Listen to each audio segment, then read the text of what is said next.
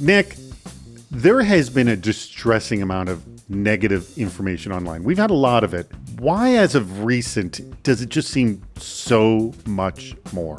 90% of content online will be AI generated by 2026. So that's really scary. That means that we have all types of new threats, from sophisticated scams to deepfakes. On top of that, we've seen social media increasingly fragmented. Conversations not just existing on Twitter or Facebook, but now on Telegram and these semi-private channels.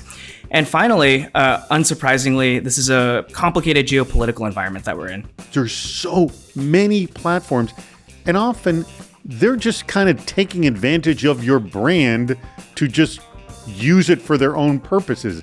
Isn't a lot of that what's happening? Not like a specific, I'm going to take you down with a DDoS attack kind of an attitude?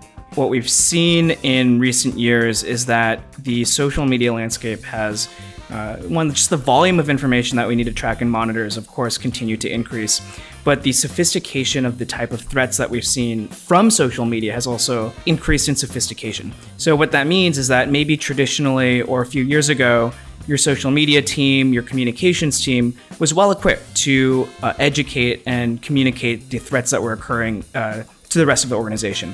But what we're finding now is that as these threats rise into actual physical threats, or oftentimes go hand in hand with a cyber attack, the role and responsibility has shifted within an organization to include much more security and risk-focused people within a company. There's this one sense of, oh, we're all screwed with all these fakes. It's going to be so easy. It's going to be so hard to distinguish. Are you seeing that there are potentials to sort of protect ourselves when the fake is so damn good? In the context of deepfake specifically, yes, there's the question of how do you authenticate any single image. But because of the sophistication of them now, I think the way to approach it is actually, how do we map the internet, understand where these deepfakes are spreading, understand the accounts that are spreading those deepfakes, understand the narratives behind them, because then you can understand those patterns, which I think as we look to combating that into the future, those patterns are actually much more important. Guess what? We're going to discuss all of this, and it's going to happen this Friday. Hacking narrative threats. It's an interesting take here, and we've never actually really approached it in this manner on Super Cyber Friday, and I'm hoping that you'll come to it. It's going to be happening this Friday, March 21st, 2025.